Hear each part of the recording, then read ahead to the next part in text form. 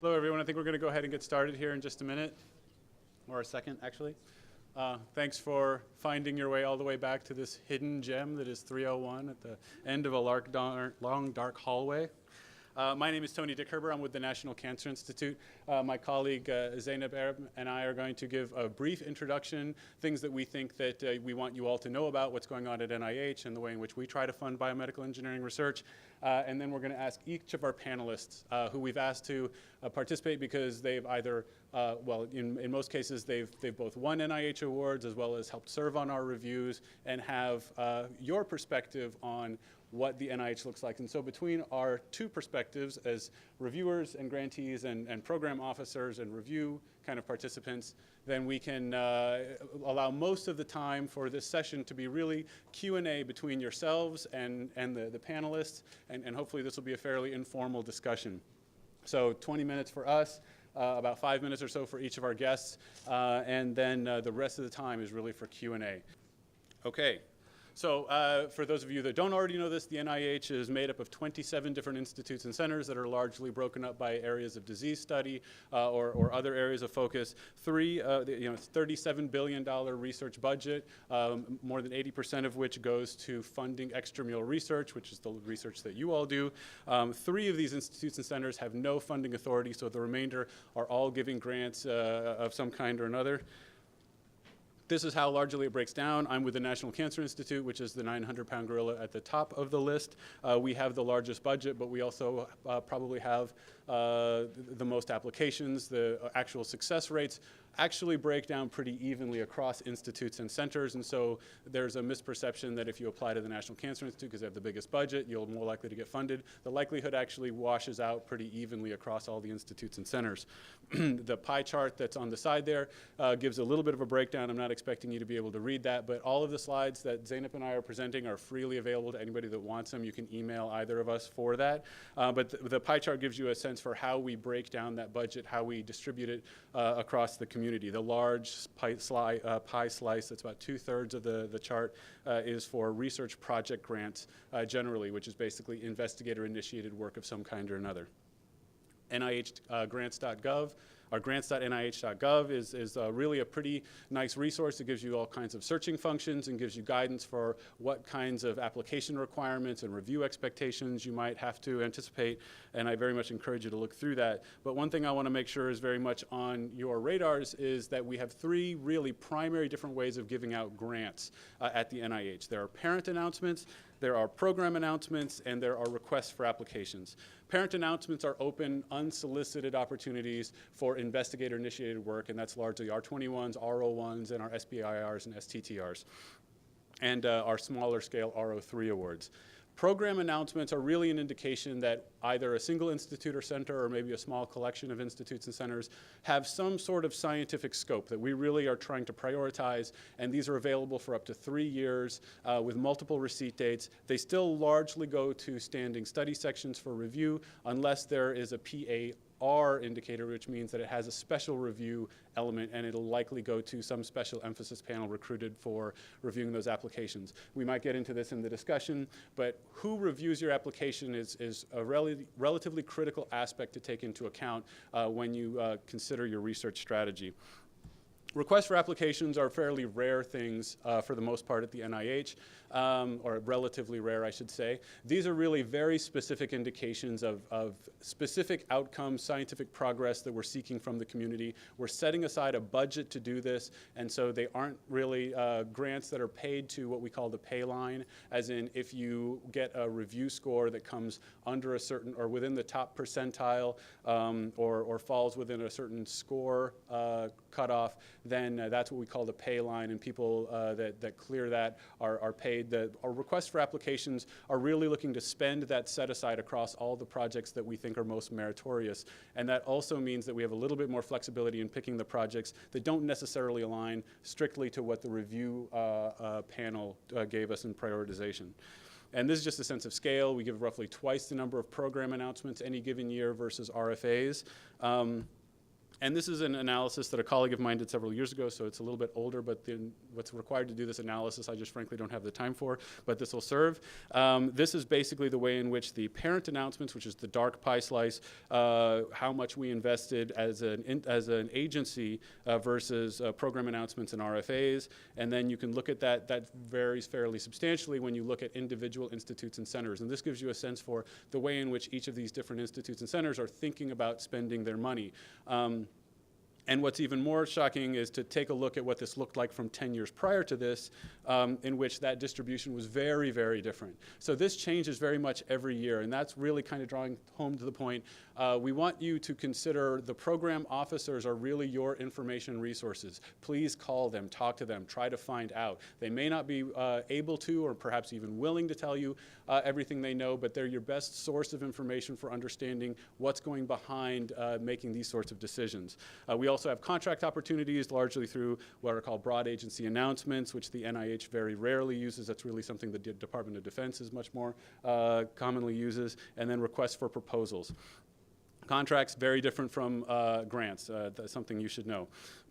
The other thing that I want you to know about NIH is that we have this very clear separation of almost like church and state, where review officers, program officers, and grant officers all occupy entirely different hierarchies within each institute and center.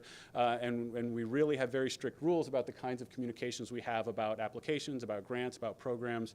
And so program officers like Zainab and myself are fairly free to talk to any of you at any given time about what your interests are, what kind of funding opportunities we think you should be looking at, because we don't participate in any of the review. We can't recruit the reviewers, we can't say anything during the review discussion, and we play no role in how the prioritization of the review panel is made. We only take the scores once they are given. So just another way to know, like if you talk to a review officer at the NIH, that's very different from talking to the program officer at NIH, which is very different from talking to those equivalent roles at, say, NSF or DoD. So for the interest of time, I want to go through any of this in particular. I just want to say that it's important to keep in mind, especially for this community, there's a relatively younger population of investigators in this population, so you should understand that we differentially characterize new investigators from early stage investigators. It's the early stage investigator designation that has certain advantages for being able to have a different selection cutoff for R01s, which was a really big deal with the National Cancer Institute this year. We increased the number of early stage investigators getting an R01 for the first time this year by 25% over last year, which is a really large number. That's a really expensive bet for the NCI to make, and we intend to do that again this coming year. New investigators have advantages like being able to apply for the new Innovator program. There's a lot of overlap between what those two characterizations encompass, but they are different, and so it's important to know that. And I'm going to skip this because this is available in a multitude of sources, and really just say very quickly, I myself am a biomedical engineer working for the National Cancer Institute for now almost 10 years, and I actually like to advocate that biomedical engineers have a really unique role to play in advancing biomedical research. And I like this quote from the Nobel laureate Sidney Brenner, who's one of the godfathers of molecular biology, who said, "Progress in science depends on new techniques, new discoveries, and new ideas." And what I like the most about this quote is probably in that order. Building the tools necessary to drive new insights, to open up the possibility of asking new questions. These are the exciting aspects of technology that I get very excited about and like to see that the NCI and other aspects of the NIH are really looking towards. And we really need those ideas coming from you. So this is where I think that biomedical engineers play the most interesting role, and why, in my personal opinion, I try to direct biomedical engineers to what we consider the high-risk, high-reward type funding opportunities. NIH has a Common Fund program, which is the high-risk, high-reward program, which has a number of individual funding opportunities like the Transformative R01 Award, the Director's Pioneer Awards, or the Director's New Innovator Awards. And those are things that you should look at. Again, for sake of time, I'm going to rush through this. All this information is available on that grants.nih.gov website. But just quickly, my own program at the National Cancer Institute, it's an early stage technology development program, and it basically operates under the principle that there's this imaginary red line on that idealized pipeline of developing a novel technology, where before that red line, very few reviews are really going to give your application a serious thought until there's fairly ample evidence that you have a proof of principle device in hand. And so this program that I run was designed very much with that imaginary red line in mind, such that the R21, or the phase 1 component of that program, funds the first stage of research. We really require very little to no preliminary data. In fact, if you have too much preliminary data, we won't even let the reviewers see your application. And then the R3 is a way of really fully flushing out the capabilities of that technology without having to investigate a hypothesis. And we also have an SBIR component. And for our R21 and R33, we distinguish new molecular and cellular analysis capabilities being pioneered by the technology versus those upstream of analysis. How do you better procure, preserve, or prepare those samples that are being analyzed that really maximize the biological integrity of the specimen that's being tested?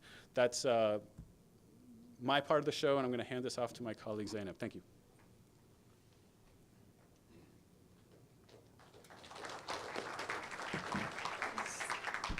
Thank you, Tony, and I'm going to try to match Tony's speed here.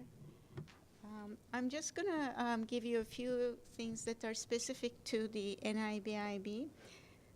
So the NIBIB is the National Institute of Biomedical Imaging and Bioengineering, and its mission is to lead the development and accelerate the application of biomedical technologies to improve health. It operates at the interface of physical sciences, life sciences, and engineering. It creates new technologies to improve health and catalyzes innovation across NIH and beyond. This is a slide to kind of match Tony's gorilla likeness. So we are tiny. As you can see, this is a slide that a graph that has the number of citations on one axis and the number of patents per $100 million of funding that are generated. And as you can see, the NIBIB is way up on top, showing that the number of patents that is yielded by NIBIB supported activities are really high. Again, our focus is on technology development and enabling tools and approaches, and we have no focus on disease or tissue and organs.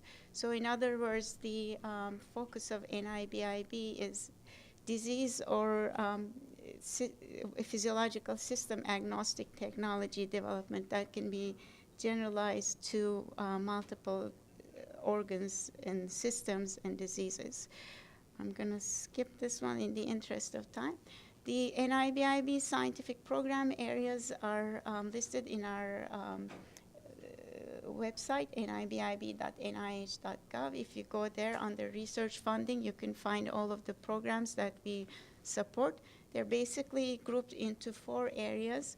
The Division of Applied Science and Technology is basically supporting programs that are supporting imaging technologies. And then the Division of Discovery Science and Technology, which is the second big group, is the bioengineering programs that support activities like biomaterials, biosensors, delivery systems. And then we have the Division of Health Information Technologies that are basically health informatics projects. And then we have the Division of Training, which is actually my division, and this is the division that supports all of the training activities. So the NIBIB supports a range of funding opportunities at levels that vary from graduate student all the way to senior investigator. And if you go on our website, the whole website is arranged with respect to the career level and interests. I'm not going to talk about all of these activities here, but I just want to mention for this audience, I think the Career Development Awards are really important. NIBIB supports 4 of them, actually 5 of them. The first 2 are for PhDs. The K25 is a Quantitative Scientist Development Award, which is basically for individuals with quantitative backgrounds such as engineering, computer science, physics, that have not had a lot of experience with biomedical aspects of their field and who are proposing to get especially this kind of experience. The KO1 is a general career development award, but at the NIBIB, we use it specifically to support individuals who are trying to change their career paths and get experience in a new field so that they can function in this new field with the other training and combine their existing training with that. For MDs, we support the K08 and the K23, and these are Clinical Scientist Development Award and the Patient-Oriented Development Award, with the difference being that the K08 is basically for individuals doing lab-based work, and K23 is for individuals that work with patients and interact with patients directly. Then we have the hybrid K99R00, which is the most popular mechanism that we have these days. It's popular because it has two phases, the one being the dependent phase where you're at the postdoctoral level and you get 2 years of funding at the postdoctoral level to finish up postdoctoral work and look for a faculty position. And once you have the faculty position, you can transition into the R00 phase, where you get a much larger grant for 3 years that is comparable to an R01 application. These are the 4 types of major research projects that NIBIB supports. The R01 is the most general mechanism that we have, and is typically used as a sign of having arrived for scientists, and I'm sure all of you are familiar with that. Then we have the R03, which is for small projects, including pilot and feasibility studies. It's a smaller grant for $50,000 a year for 2 years. And then we have the R21, the exploratory and developmental research projects in early stages and conceptual stages. And this is for the parent grant of this is for $275,000 for 2 years. And then we have the R25 program, which is especially for institutions that do not get a lot of NIH funding, and there are certain limits on who can apply for these grants. And the goal of the R25 is to introduce research into the environment, as well as include students, especially undergraduate students, in this research. The R15 mechanism is going through some changes right now, so I recommend that if you're interested in this, you either contact the program director or look very carefully at the rules that are being new imposed, and make sure that you're working with the new version of the most up-to-date version of the announcement. There are 3 bioengineering program announcements at the NIH. The first one is the Exploratory Developmental Bioengineering Research Grants, R21, which I briefly alluded to. And then we have the Bioengineering Research Grants, which are for integrated systems approach to basic and applied multidisciplinary research that addresses important biological, clinical, and biomedical research projects. Then we have the BRP, the Bioengineering Research Partnerships, which are larger projects that require a team approach to basic, applied, and translational multidisciplinary research to establish a robust engineering solution to a biomedical problem.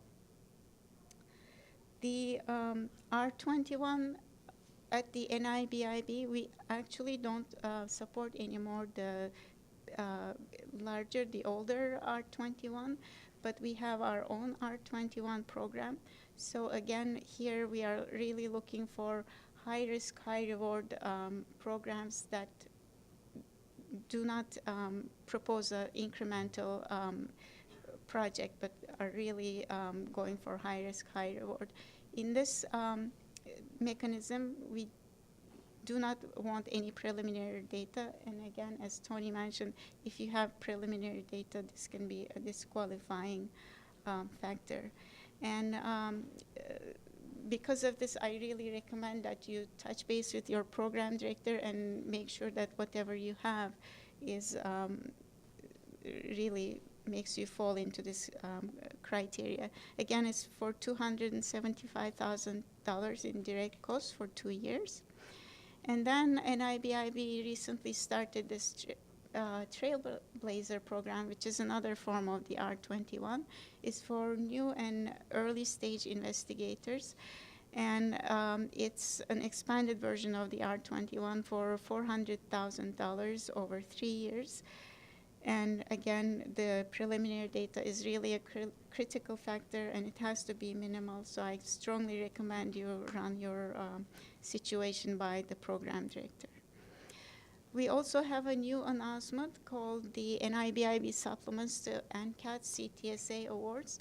And the goal of this is to form partnerships between quantitative researchers, that is engineers, physicists, computer scientists, with CTSA-funded clinician scientists to come together and work on translational research projects.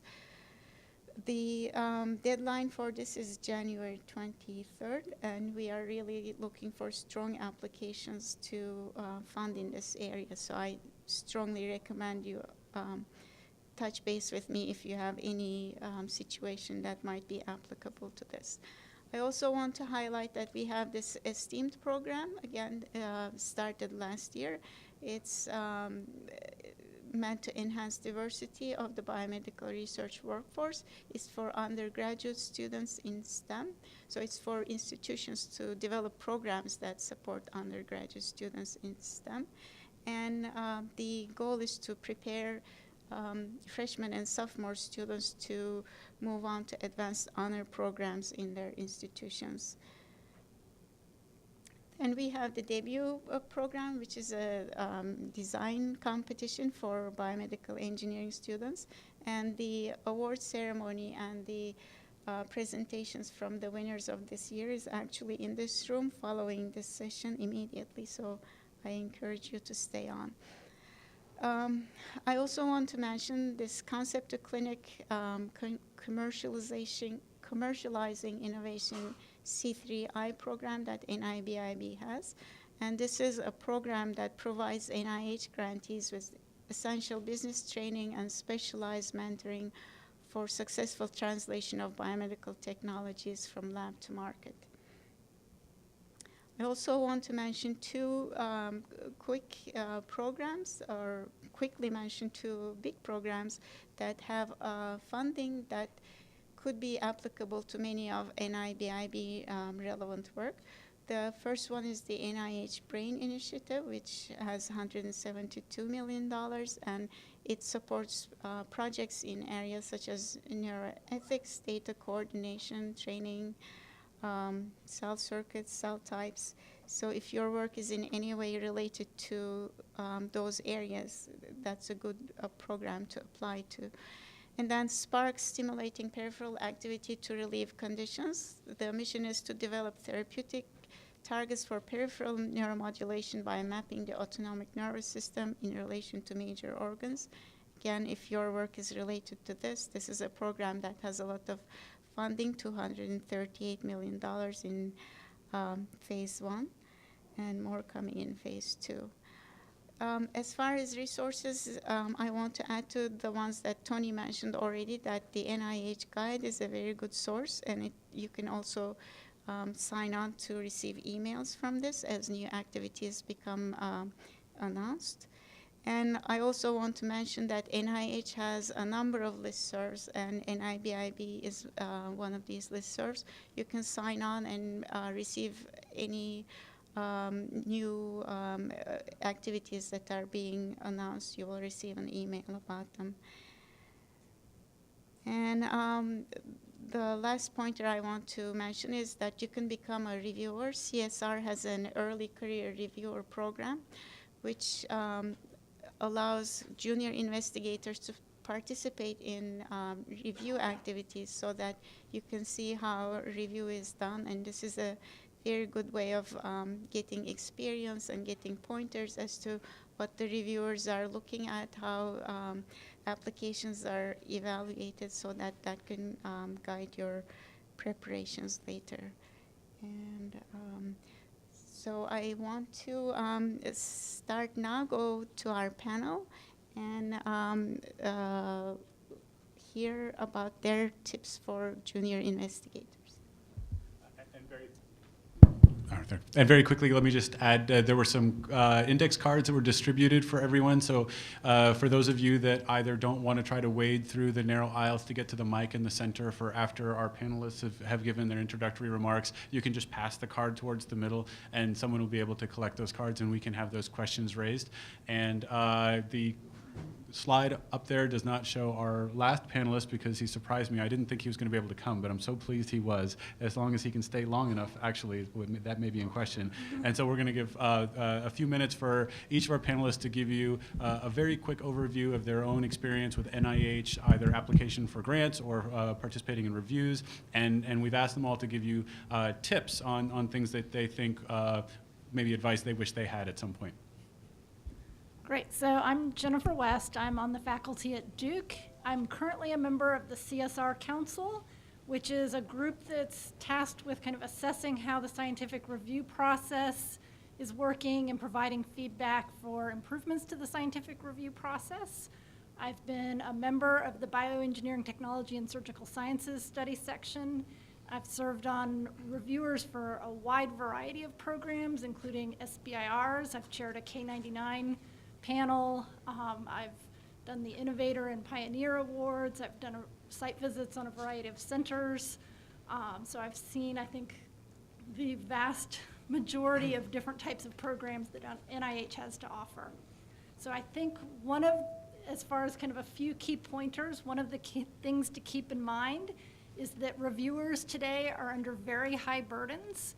They're getting more and more applications, and it's becoming difficult to kind of wade through them. So keep in mind that the people who are going to be reading your applications have a lot to do. And so you need to have your applications be as clear as possible. You can't expect that if you've mentioned one important point in one sentence at the bottom of page 4 that everyone will necessarily catch it. So you need to make sure that important things are made extremely clear, figure out how to use figures and diagrams very effectively so that you make sure that reviewers get your points. You need to keep in mind that in some types of programs and some study sections, you will get reviewers who are somewhat outside of your field. So like the program officer for BTSS used to like to have grants reviewed by people who were bioengineers, but in a different specific field. He felt that that provided really good insights in the review process. So, I'm a biomaterials person, but I would often be reviewing grants about MRI or a variety of application areas that I was less familiar with. And so you need to understand who your reviewers will be for a particular program or study section and provide kind of an appropriate level of background for those readers. And then I would also say that most institutions now offer things like mock study section programs as part of their junior faculty mentoring activities.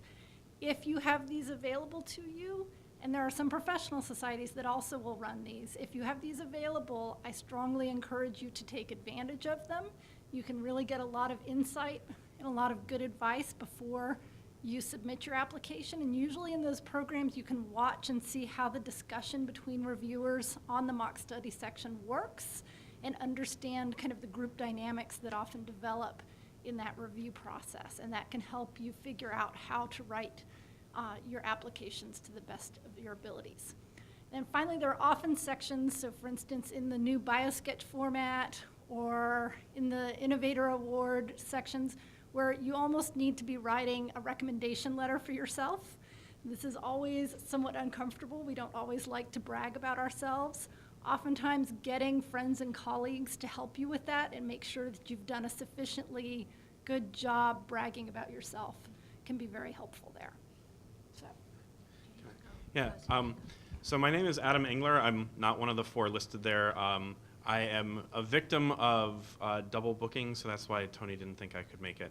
But it's a wonderful problem because I've been funded by both of the program officers here, and the reason why I have to go upstairs is because of that, to present some of our education work. So I'm a professor at the University of California, San Diego, in the Department of Bioengineering. I have been supported by both NSF and NIH, so any of you who might be NSF funded, if we want to talk afterwards about sort of the differences between the processes, they are vastly different. So I can certainly help you talk about or how to navigate that process. I serve currently on Standing Study Section, CCHF, so it stands for Cardiac Contractility, Hypertension, and Failure. And my lab focuses on mechanobiology broadly, specifically focused on both cancer and cardiovascular diseases. So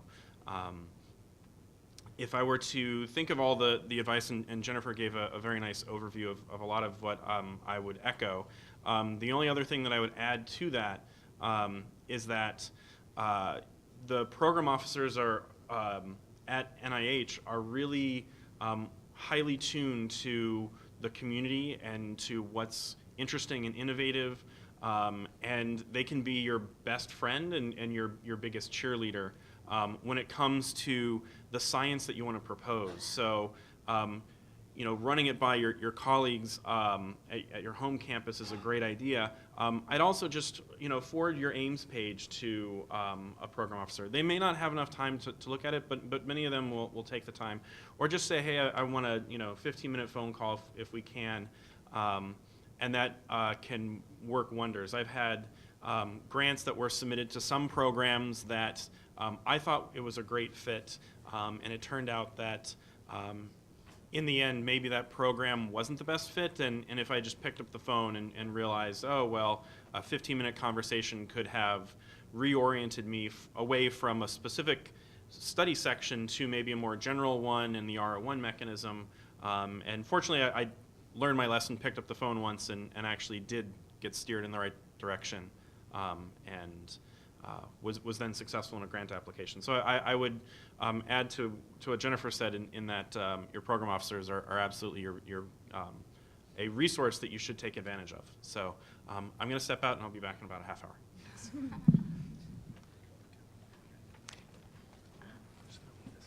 So I'm Amy Brock from the University of Texas at Austin, and our funding is through an R21 through the IMAT program that Tony described, the Innovative Molecular Analyses Technologies program at NCI, and also an R01 through NCI. And those were awarded in 2017 and 18. So if you're a junior investigator in the audience and awaiting your first NIH grant, just a word of encouragement, in 18 months you may be sitting up here on this panel offering advice, and things can change very quickly from that perspective. So I have not yet served on a study section. So some of the advice that's been useful for me along the way has been to really avoid working in isolation. I think many of us go into research, we are kind of introverts at heart, right? And so it sounds really great to spend some long days reading and writing and squirreled away, but actually it turns out that's not a very effective use of time actually. For me, what works is to really get feedback all the way through the process. So I don't wait to have a full draft before passing it to a colleague. I may pass an Ames page early on, or even just have early discussions about different ways to lay out the Ames, different strategies I'm thinking about, try to get as many opinions as possible from colleagues with, in my field and outside my field, in my institution, outside my institution, and so on. So to make that work, that really involves starting early and having a good timeline. That is really helpful for managing some of the potential setbacks that come along the way.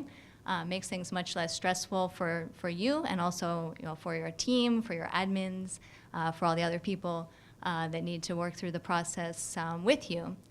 And finally, another source of support that's been really useful for me, if you're a new PI or early stage PI in the room, there's a great source of online support that's available to you called the New PI Slack group. And some of us have ribbons on our badges. You can look for us. And this is a community, more than 1,000, well more than 1,000 researchers at this point that are all assistant professors, pre-tenure faculty. from different disciplines, but really largely slanted towards the life sciences. This is a place you can get really real-time feedback. You can ask questions about the grant process, and individuals will be on there and answer you right away, as well as questions about all the other parts of our job that we have to keep going while we're doing all these grant applications. So I would encourage you to look into that if you're a pre-tenure and that's something that's available to you. Hello. So my name is Julianna Shelley. I am at the University of Maryland, College Park. So I also don't know if I should be here or there. But I'm a physicist by training, and I did my PhD in quantum optics, doing teleportation, so NIH was very far from me. So my first advice would be that NIH has a lot of programs for a lot of people, and when you fit with those programs, your success rates go high. So for example, the K25 program is the program in which you can brag about how much you don't know of biology. And because one of the criteria is that you need the training in biology. So that was wonderful. And before you get to the stage of being able to use your technology that you developed for a certain hypothesis, then you can apply to the technology development. That's why I got the IMAT program. And to echo, so I called a program officer of IMAT, and I talked about my technology, and they have two mechanisms, right? It was R21 and R33. And from reading, it looked like you can only apply to R33 when you have the R21. And instead, just a conversation on the phone, realize that if you have enough preliminary data that show that your technology is at that stage, you can apply directly to the R33. And I probably would have not won the R21, and I did win the R33. So I've not served in any study section yet, so I cannot help with that. But so I've had that funding, so I get the K25, R21 and R33, and 2 R01s now. And from NCI, NIBIB, National Eye Institute, and National Institute of Child Development, so I've been able to branch out in institutes, so that's probably the feedback I can give. The last thing that I want to say is that, so yeah, getting feedback from your colleagues is very important, especially in my case, because you apply to different, I'm a physicist and I write to National Eye Institute. The feedback from people that speak that language is very important. But oftentimes I felt there is almost a trade-off because, I mean, on one hand, you don't want to show your colleague how ignorant you are in that topic. But if you keep in mind that the scope is to win the grant, I mean, if that helps winning the grant, you should be a little bit more open towards criticism. And I mean, I think I have a superpower in that, but of maybe being open to criticism. So that's it. I'm Ankur Singh. I'm a joint faculty at Cornell in departments of schools of mechanical engineering and biomedical engineering. And I have just finished 5 years, so I'm at the transition phase. I don't know where, though. But so my program has been funded through NCI, through R21s and Tony's programs, IMATS, R33, as well as an R01 from NIAID. And you know, I agree with many of the points that's been said over there, and they were on my list too, so I have now more points to share with you. So definitely, you know, clarity in writing of those proposals. I have served on as an ad hoc, because I was junior faculty. So recently, I served on I've served on 2 panels now. And definitely, if the proposal is very clearly written, the reviewers do make a point about that. How easy was it for them to read it and understand it? And I've also reviewed proposals where I have to go back 5 times to the same to figure out what is going on over there, and that puts you in a very different mood when you're trying to score that proposal. So clarity of the proposal and reaching out to your colleagues to, you know, early on with the Ames page and everything, that's absolutely important. A couple of things that I had on my mind are, you know, we submit a proposal and we get on our A0, we get some comments, and they're, you know, the way I see the panels are there to give you some feedback. Not all panels can provide you all the constructive feedback, but many times I've been lucky to get constructive feedback from the panels. And I very diligently worked on revising my application so that they have gone from, you know, I'm happy to share over here, but gone from something like a 42 percentile to a 2 percentile just by taking those comments seriously and you know, working on them and not trying to criticize reviewer number 3 over there. So that's very important. Read through those comments, feedback multiple times and see what is the reviewer trying to ask you, because your A1 application can be a game changer for you. So definitely work on that. The other points that I can think of are, you know, sometimes the panel feedback could be very discouraging. Depends on which panel it went to. So I've had panels that have called me, you know, reductionist and things like that, and I thought that the entire proposal was toast. But instead of that, I worked on that and I resubmitted that as a new. So be open to resubmit that instead of putting it in a dead folder box somewhere in that. So that's important. I mean, you have worked so much on those ideas. So think about it, what the feedback was, take some of those, and revisit some of those ideas and submit that. And the last one is, you know, spend good time on your proposal to very clearly write it, reiterate the points that are important over there. Because I agree with Jennifer. If you write it on page 4 at the bottom of the page, actually, I'm paranoid if my key line goes to the bottom of the page, that this is for sure not going to be seen by the reviewers. And so reiterate some of those, and that will help you improve on those things. I mean, the grantsmanship, I think I'm still learning how, and we all are probably learning even now, but it comes with time. So do look back into the statements that you get and go from there. Many times, for example, I've had this desire to, oh, my grant just got so-and-so score. I should go ahead and, without even seeing the pink sheet, just go and submit as a new somewhere else. I would wait for the pink sheet to get the feedback and then go for the next cycle. That's my take on it.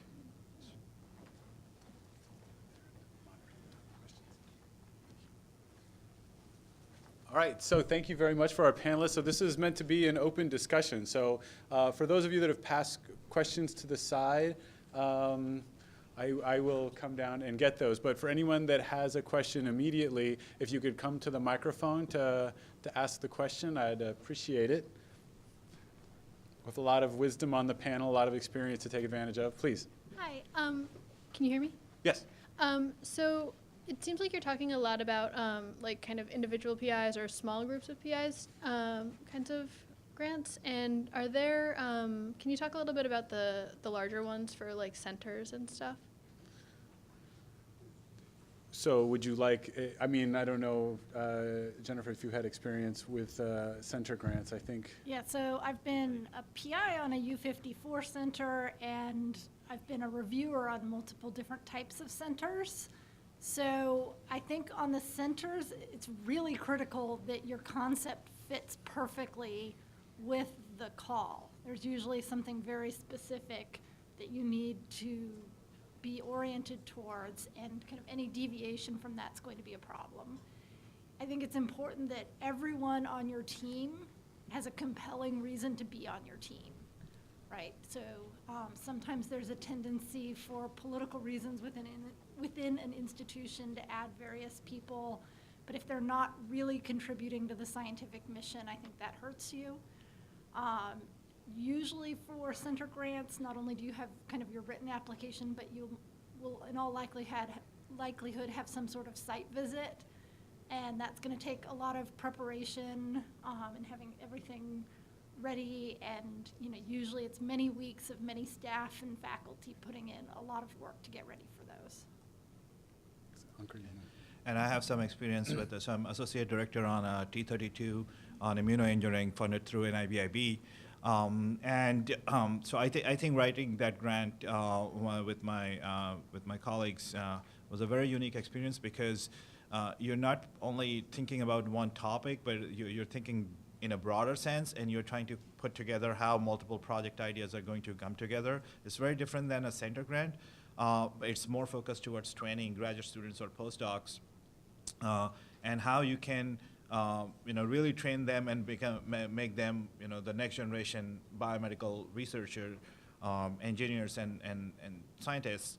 And so it involves a lot of, of course, paperwork related to what people have done in past, how the program has evolved, what are the all the database related to training of the students, where have they gone, and things like that. So it's a big portfolio, very different than your R01 or any other grant that you will write, which is very research focused. And then you do have the site visits and things like that, and you do get feedbacks on that, and then you have to improve on it. So it's not a one-person effort. One person takes a lead on this, or two people will take the lead on this, but then it's a collective effort where you have to have, qualified individuals who are, one thing that comes into these kind of training grants is that how many people on those training grants are well-funded. So the panel might look at those and comment on that, okay, so-and-so person is not very well-funded, and why is this person leading it, not that person leading it? So it's a very different flavor than your individual grants. And I would just follow on what Jennifer said about, generally, we both, Zeynep and I, said how important it is to talk to your program officer. It's really important to talk to whomever the scientific program contact is at the bottom of that funding opportunity announcement. At the bottom of every funding opportunity announcement will have a scientific program contact at the bottom. So that's where you'd find the most appropriate program officer to connect. And sometimes it's not immediately clear because it provides you a link to a program website, and then you have to look through there for who specific contacts are. But don't be shy. Seriously, really follow up on that and make sure you talk to people. And the other thing I'd say about center grants is start really early. They take a long time to put together. Yeah. Thanks. My name is Rob McLeod from the University of Utah. I have a CSR-related question, and I'm asking mainly because, Jennifer, you're on the panel and involved in this. I've been a recipient of NIH funding and a reviewer for the NIH for the past 20 years at least. And so one of the trends that came up a few years ago was a sort of a non-present, physically present review panel, which we did online. And I thought the first time we went through that exercise that we'd all agreed it was terrible. But this past 2-3 months, I've turned down 3 different invitations to review for the NIH because they've insisted on renewing that mechanism. And I'm sort of wondering what your read on this is. Having gone through it once, I have at least some experience with it and thought it was a terrible mechanism. So I'm curious, why the NIH is returning to this, or is it just I got picked randomly again, or how is it happening? Yeah. So I think it's still a small percentage of the reviews that are done, and there have been a couple of different mechanisms of online review that have been explored. Some that are like video conferences, some that are more like these message boards where you can go in and post. There has been a lot of analysis. So I think reviewers, aside from not traveling, generally don't like the experience as much. But when you look at the actual reviews that happen and like how much scores change and kind of different ways of trying to assess the review process, they're actually not coming out as bad review processes. And I personally, on one of the ones that was like a message board, had seen a case where because people had time to go back and do some research and actually debunk kind of an erroneous argument that had been posed, I think it allowed the review to be more accurate and more fair.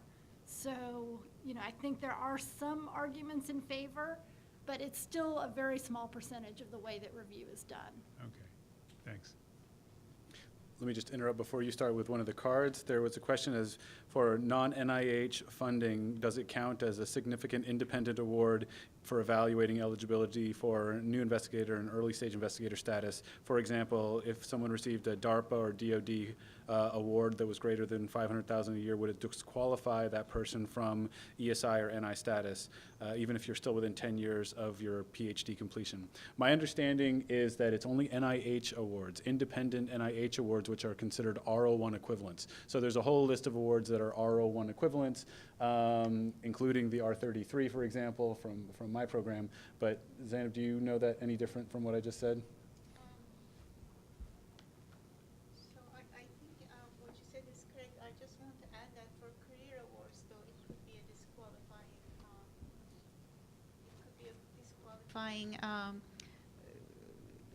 criteria to have had federal funding that is above a certain limit. but not for ESI. Yeah, so maybe check with the people that know. Sorry that we don't have it necessarily definitive for that. Please go ahead. So, sorry, before that, I want to add something, Oh, yeah. if I can. So, I went through this interesting phase where my R33 through IMAT was coming in, and I was going to lose my early stage investigator status over there, and my R01 was in review, so I initially panicked, and there were a lot of people trying to further panic me that I will not have the ESI to go through my R01. And at that time, I want to share this because at that time I told myself that you only have early stage investigator status once, right? But that's not all you want. You don't want one R01 in your entire life. So it's going to go away anyway at some point. So that gave me a lot of strength at that point to figure out, okay, I will go ahead. And Tony and I had discussed at that time how to strategize my acceptance of the R33 award. And so I decided to go forward and lose my early stage status with the R33, and then I went on to do very well on the R01 as well. But that was a transition time, and I think it's important many of us at an early stage really keep thinking about the early stage status, but you only have it for once, and then you have to figure out how you get the second one. Go ahead. Great. Eric Dredden.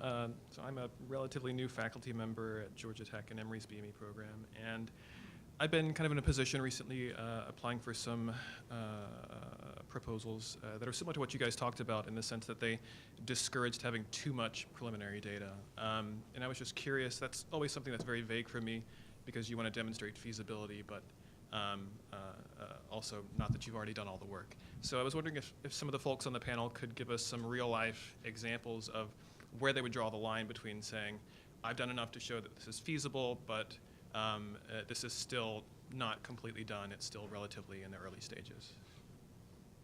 So I think in many ways it's going to be up to the program officers if they decide that something can't go to a specific panel because it has too much preliminary data, then it's a real consideration.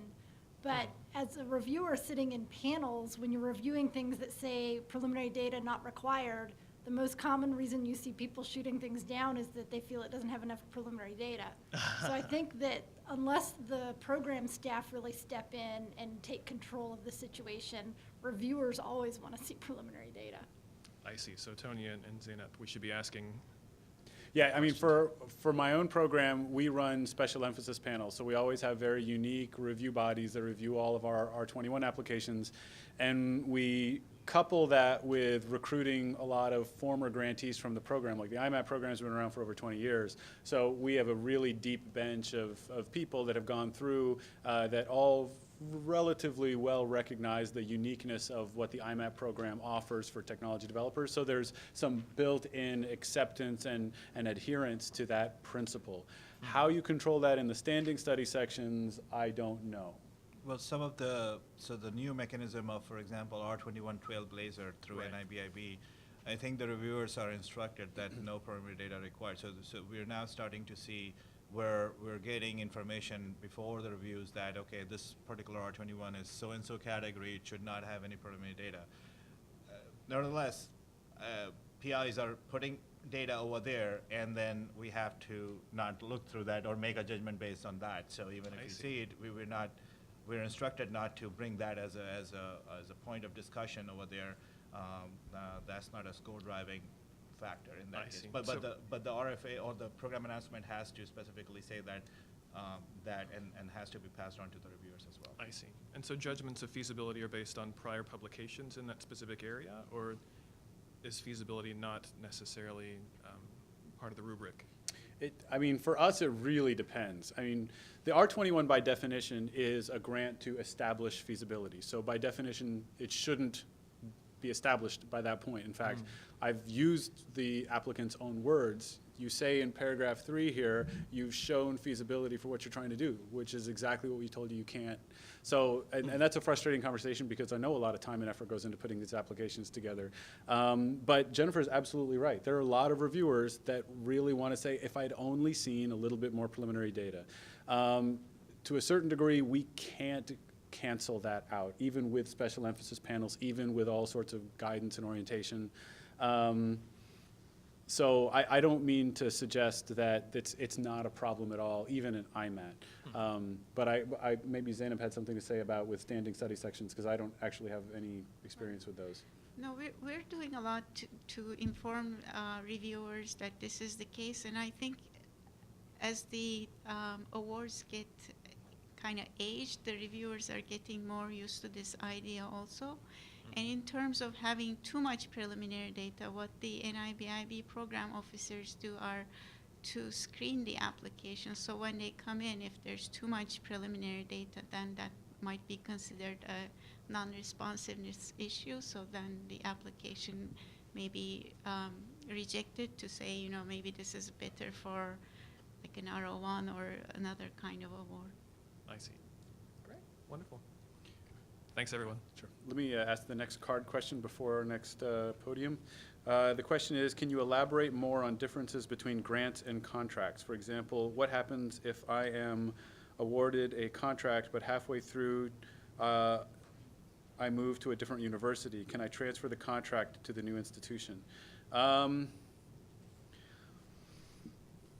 There may be some pretty unique stipulations on that. Contracts, one of the major differences between grants and contracts is a grant is an aspirational goal that you're proposing to do, and you get a grant, and you're left largely alone for the duration of the grant. You have to check in with the annual reports, maybe even quarterly reports, depending on the nature of the program. Contracts are extremely specific as to what it is you are promising to deliver and when you are going to deliver it. And the government takes that extremely seriously and tries to hold your feet to that to the best that they can. And everything about when things are getting done, who is going to do them, and how they're going to go about it is all stipulated in the contract. The idea of moving to a different institution with a standing contract sounds to me like a lot of paperwork. But I wouldn't go so far as to say I don't think it's possible. It just strikes me as really, really difficult to do. That would be my guess also, and it would probably require kind of re-evaluation of the award as if almost close to a new application for a contract. Yeah. Whereas a grant, it's almost routine to transfer to a new institution. Please. Hi, I'm Yupeng Chen from University of Connecticut. I have a question about the NIBIB programs. I know NIBIB do not prefer disease or tissue-focused application, but just to investigate or innovate technology, just for proof of concept purpose, in my mind, it may be beneficial to have an animal model that shows that the technology can really work. Of course, the application can be in many different tissues or disease, but just have one example. I don't know whether this is acceptable with NIBIB. Yeah, sure, that is completely acceptable. But I would recommend that you would talk about how your platform or technology is applicable to other diseases as well, and it's not specific to one disease. It's really normal to have one application area where you're showing that the method works, and it's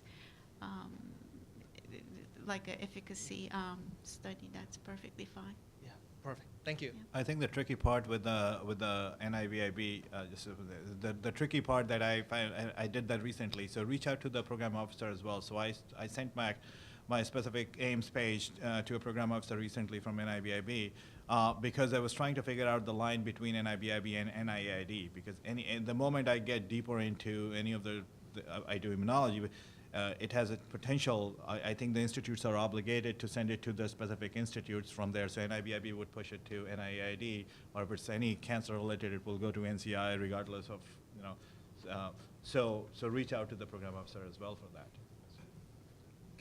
Yeah, go ahead. So, but one thing in terms of content, that regardless of the program, there is so on one hand, you're developing a new technology, so if you actually want to do some exploratory science, you end up being the interdependency of AIM. How can you do AIM 3 if AIM 1 and 2 don't work?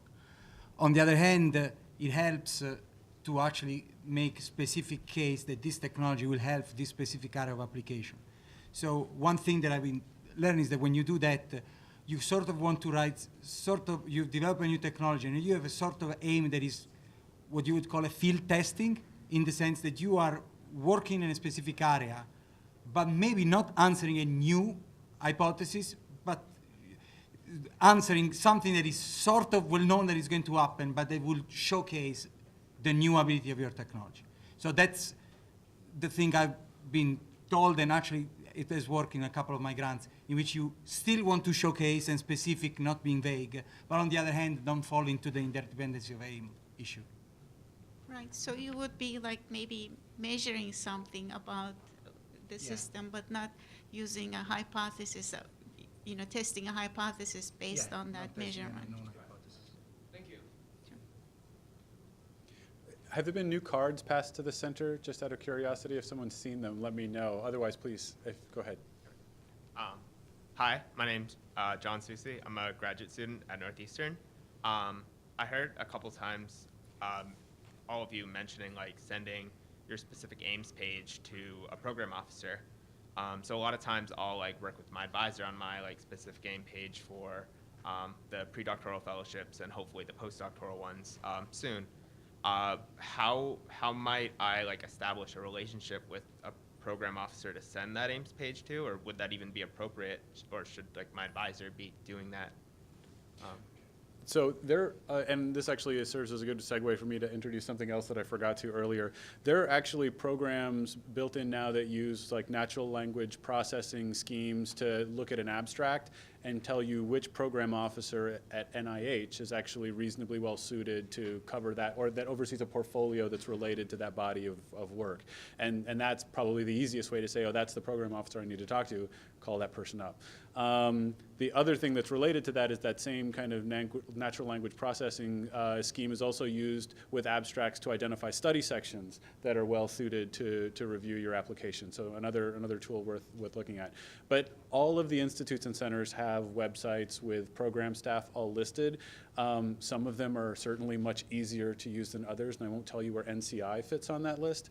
But navigate through those in all of your copious free time, and you will find, I think, programs, maybe not even necessarily exactly what you want to do, but they're related to areas that you want to get into. And establishing a relationship with a program officer, just understanding what are they soliciting work for now, what are ideas that are coming along that they think you might be well suited for, is, I think, just generally a good idea. I would also say, though, talk to your advisor and make sure they're on board with you sending this out first. Fair enough. Fair enough. But in terms of contacting the NIH, I really want to emphasize that this is really our job to answer your questions, so don't be shy about it. It's not a favor. It's our job, and sometimes we're really busy. Like, I've been really busy these past 8 months because I'm doing really the job of 2 people right now, so I'm a little bit behind in answering to inquiries, but it's really something that's crucial to do, and I will get to all of the inquiries that come in. So do contact us. Thank you.